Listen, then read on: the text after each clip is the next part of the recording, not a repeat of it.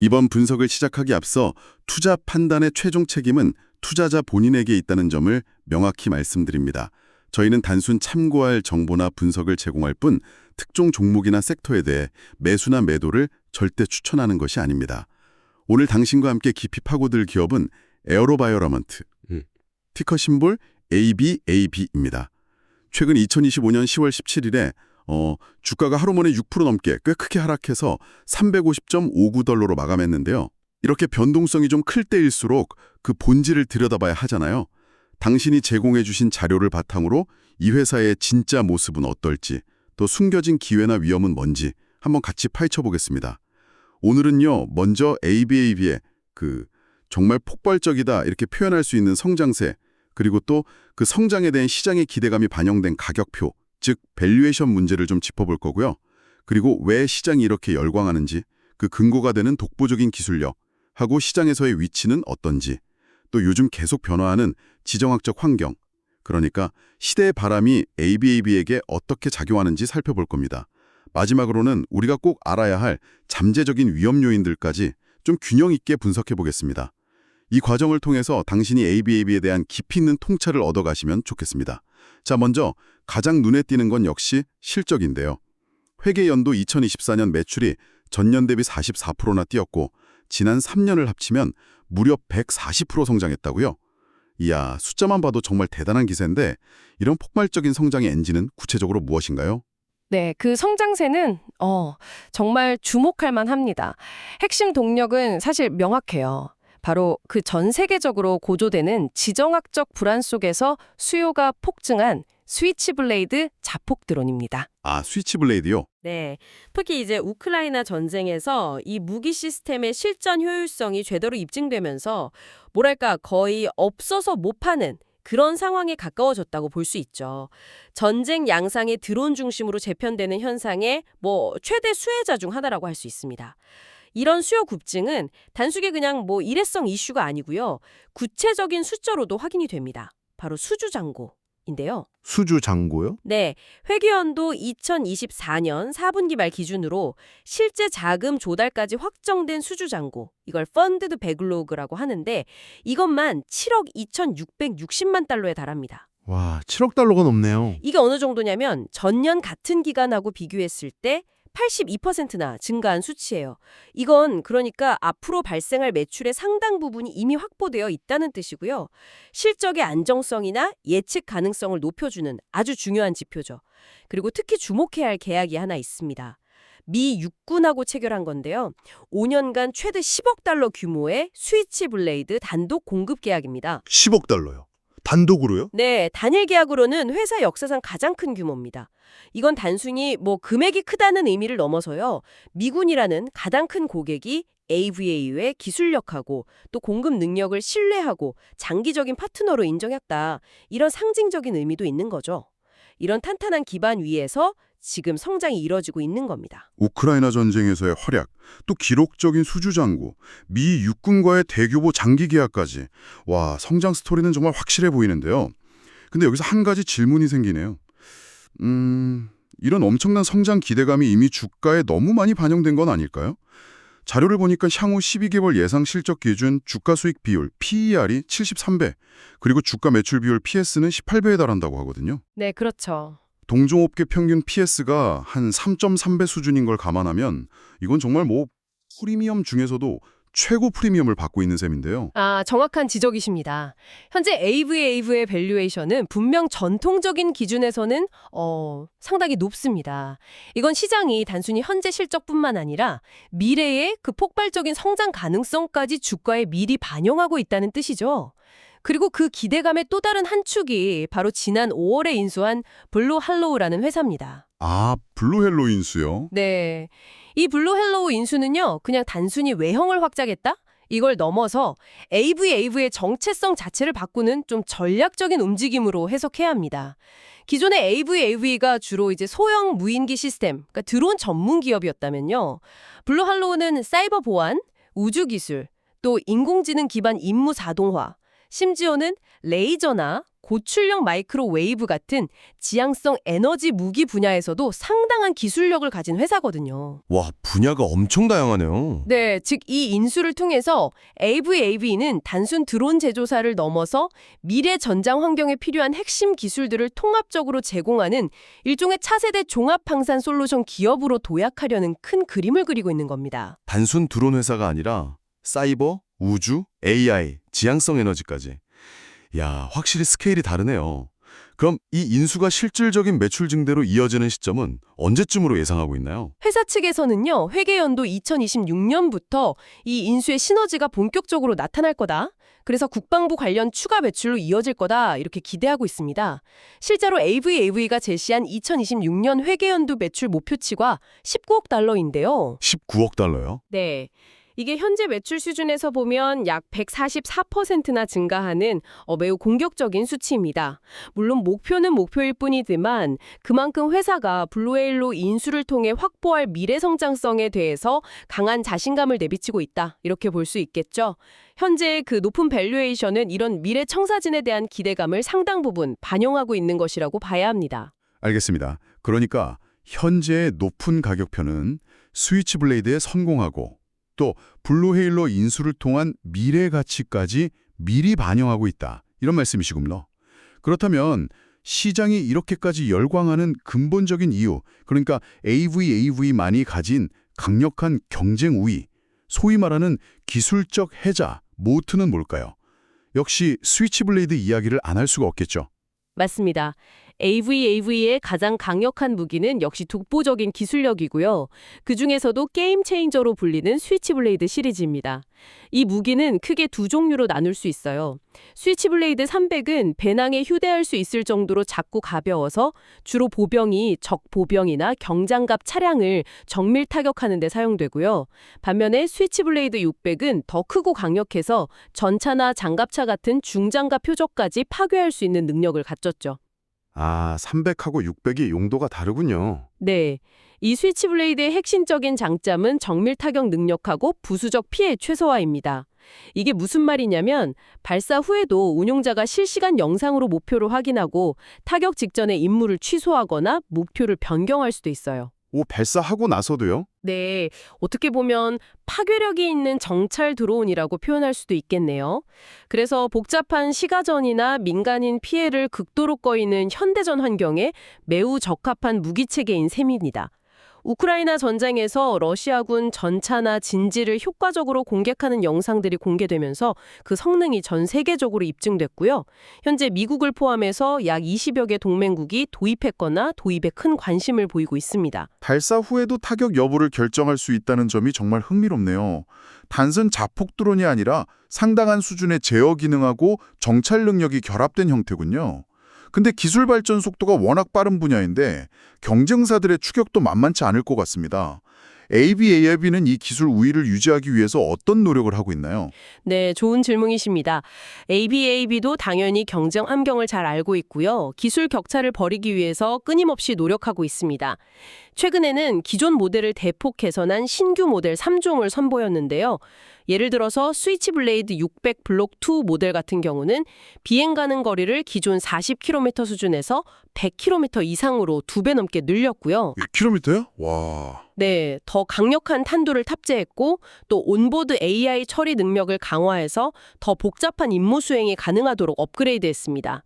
이렇게 지속적인 연구개발 투자를 통해서 후발주자들이 따라오기 어려운 기술적인 장벽을 계속해서 높여가고 있는 거죠. 스위치블레이드 외에도 AVAV의 시장 지위를 좀 든든하게 받쳐주는 제품들이 또 있다고요? 네, 스위치블레이드가 워낙 상징적인 제품이라 그렇지 사실 AVAV는 소형 정찰용 무인 항공기 SUAS라고 하는데요.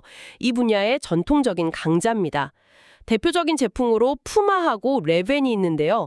이 손으로 던져서 날릴 수 있는 작은 드론들입니다. 아, 손으로 던지는 거요? 네, 이미 전 세계 55개 이상의 동맹국 군대에서 널리 사용되고 있어요. 특히 저고도에서 적의 동향을 파악하거나 아군의 작전을 지원하기 위한 정보 수집, 감시, 정찰, ISR 임무에서는 거의 표준 장비처럼 여겨질 정도입니다. 이 분야에서의 압도적인 시장 점유율 역시 AVAV의 중요한 경쟁 우위 중 하나라고 할 수 있습니다. 그렇군요. 그런데 아까 블루헤일로 인수를 이야기하시면서 종합 방산 솔루션 기업으로 변모하고 있다고 하셨는데 단순히 하드웨어만 파는 게 아니라 소프트웨어나 플랫폼 쪽으로도 확장하려는 움직임이 있는 건가요? 바로 그 점이 AB베이베의 미래 전략에서 매우 중요한 부분입니다. 최근에 AI 기술을 기반으로 한 통합 소프트웨어 플랫폼인 AB헤일로를 출시했는데요. AV 헤일로요? 네. 이 플랫폼의 목표는 단순히 AB베이의 자사의 드론들을 효율적으로 관리하고 통제하는 것을 넘어서 다른 회사의 드론이나 센서, 심지어 지상 로봇 같은 다양한 하드웨어까지 하나로 묶어서 통합적으로 운용할 수 있는 그런 개방형 생태계를 만드는 것입니다. 아, 다른 회사 것까지요? 네, 이게 의미하는 바가 상당히 큽니다. 첫째, 고객 입장에서는 특정 회사 제품에 종속되지 않고 다양한 장비들을 유연하게 조합해서 사용할 수 있게 되고요. 둘째, AB베이 입장에서는 하드웨어 판매라는 일회성 매출을 넘어서 소프트웨어 라이센스나 데이터 분석 서비스, 유지보수 등을 통해서 지속적인 수익을 창출하는 이른바 구독 모델로 사업 구조를 전환할 수 있는 발판을 마련하는 겁니다. 아하, 구독 모델? 네, 마치 스마트폰의 운영체제처럼 무인 시스템 분야의 핵심 플랫폼 제공자가 되겠다는 그런 야심찬 목표를 보여주는 것이죠.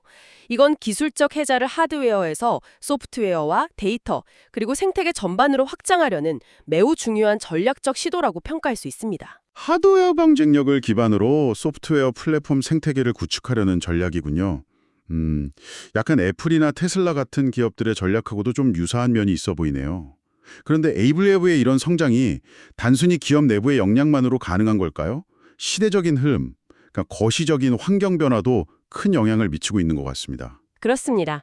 AB웨이브의 성공 스토리는 기업 자체의 혁신 역량과 더불어서 이 시대적 흐름이라는 순풍을 제대로 타고 있다는 점에서 더욱 주목할 만합니다.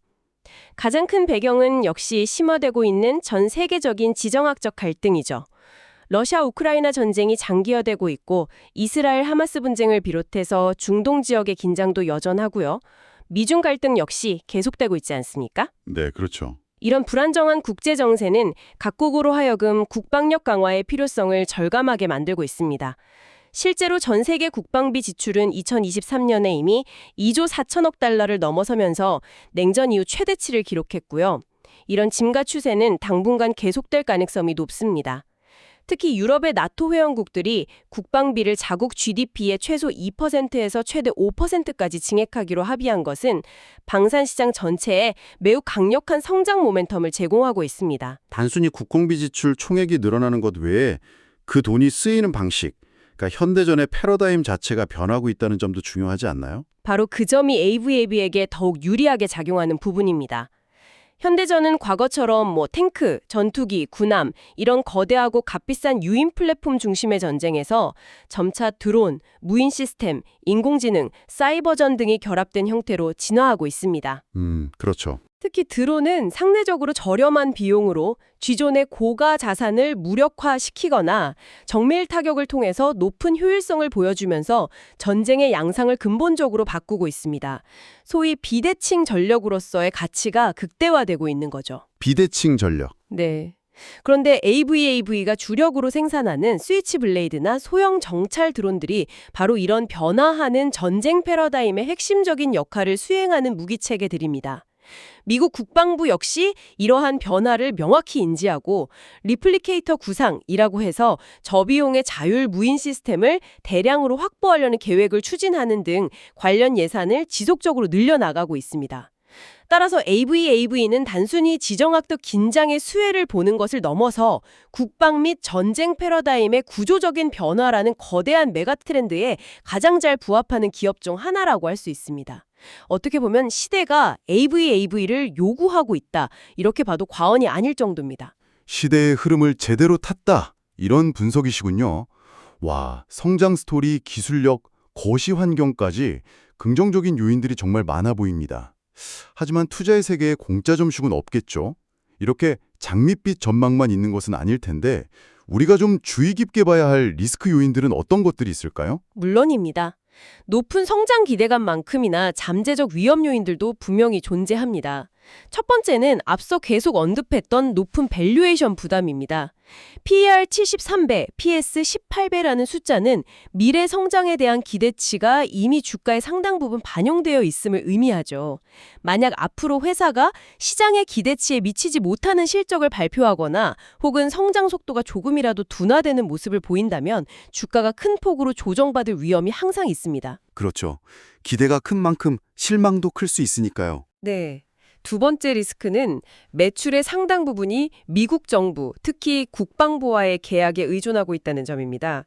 물론 현재로서는 국방 예산이 증가하는 추세지만 정치적인 상황 변화나 정부의 예산 정책 변경에 따라서 수주 규모가 영향을 받을 수 있는 구조적인 취약점을 안고 있습니다. 예를 들어서 정권 교체 후에 국방 정책의 우선순위가 바뀐다거나 예산 감축 압력이 커진다면 AVAB의 실적에도 부정적인 영향을 미칠 수 있겠죠. 정부 정책 변화가 변수가 될 수 있겠네요. 네. 마지막으로 스위치블레이드의 성공이 역설적으로 경쟁 심화를 불러일으킬 수 있다는 점도 고려해야 합니다. 이미 여러 방산 기업들이 유사한 형태의 자폭 드론이나 소형 무인기 개발에 뛰어들고 있습니다.